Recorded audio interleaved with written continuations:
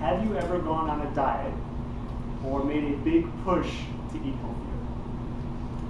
If so, did you struggle to stay on the program for the long haul? Many do, most do. And what I'm going to talk about is exactly that. I am going to explain why traditional methods of dieting and eating healthier almost always fail in the long run, and how you can take a different approach so that way you succeed for the long term and not just the short term. So when I'm talking about why diets are failed, I'm not talking about actually the content of what they're suggesting that you eat. What to eat is a different subject from what this speech is going to be about. Instead, I'm talking about how you get from where you are right now to eating healthy, whatever that diet prescribes or whatever you know that to be. How do you get there? Because we all know some things about how to eat healthy, or we know that we should probably have an apple instead of a bag of Twizzlers, right? So there's some things that are self-evident to us. And that's what I'm talking about. We all know that stuff, but why aren't we doing it? And how do we get to a place where we're not only doing it, but doing it for the long haul, so that way it becomes part of our life? So that's the slice that I'm going to talk about. So let's address this problem here with dieting and meal plans and weight loss programs from the nutrition side. All of them almost invariably ask you to make a wholesale change in how you eat. Change 100% of your diet tomorrow, or if not 100%, at least most of it.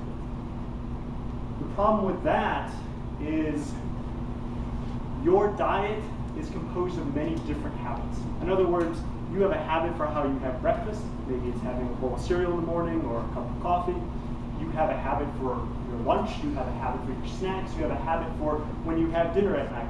Do you nuke something in the microwave? Do you go out to eat? Do you cook something? All these are different habits. And so when a diet asks you to change everything at once, they're asking you to change many different habits at once.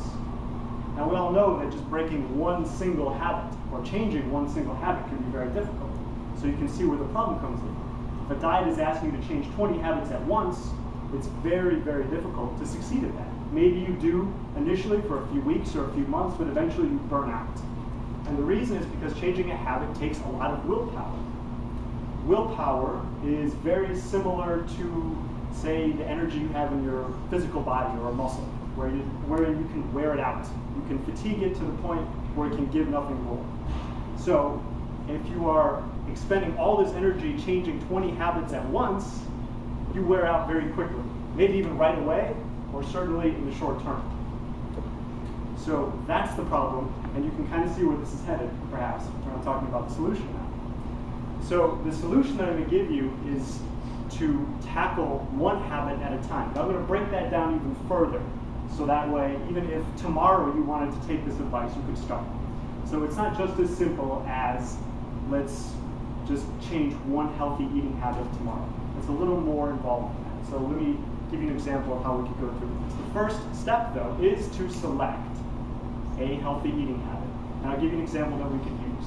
It's one that I use with my clients. It's having 0-calorie beverages all the time. Now, that's the ideal. That's the goal. Most people kind of freak out when they hear that because they either think of their coffee in the morning or most likely either alcohol on the weekends or even more frequently than that. So that's the ideal. That's the main goal. But you select that, you say, okay, that's my objective, is to start with having 0-calorie beverages for the next 14 days. And that's the other part. Let's focus on this for the next 14 days. Something that you can do every day for the next 14 days. Ask yourself if that's possible. So that's the next step. First you pick the habit. The next step is the confidence scale.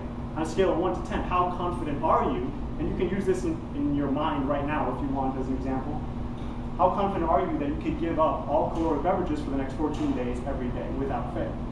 If you're on a 9 or 10, you go with it. If you're below a 9, you scale it down, which could potentially be the third step. Scaling it down to something that's easier for you. So let's say you completely object to the idea of taking away alcohol. That's not on the table for you. Let's say you had most of it on the weekend.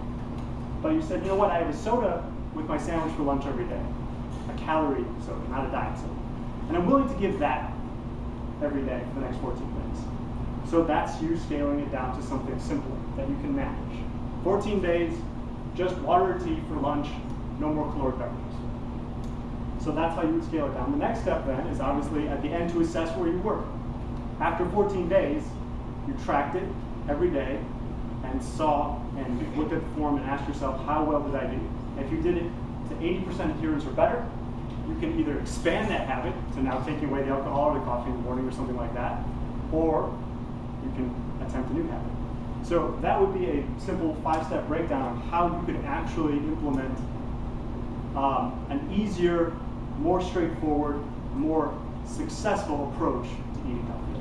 So instead of going the traditional diet route where you change everything tomorrow, instead you would pick one thing that you were confident that you could accomplish for 14 days, do it every 14 days, and then expand on it and move to something else after that. So my challenge to you at the end of this talk is to pick something like that you can do. Like I said, you don't have to know all there is to know about health and nutrition. There's a few obvious things that we all know.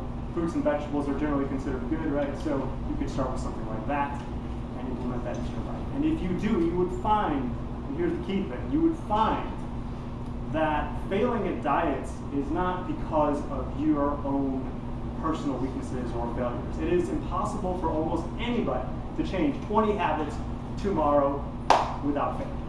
So take this approach, habit by habit, step by step, and find that you can actually succeed at nutrition, eating healthier where you couldn't before.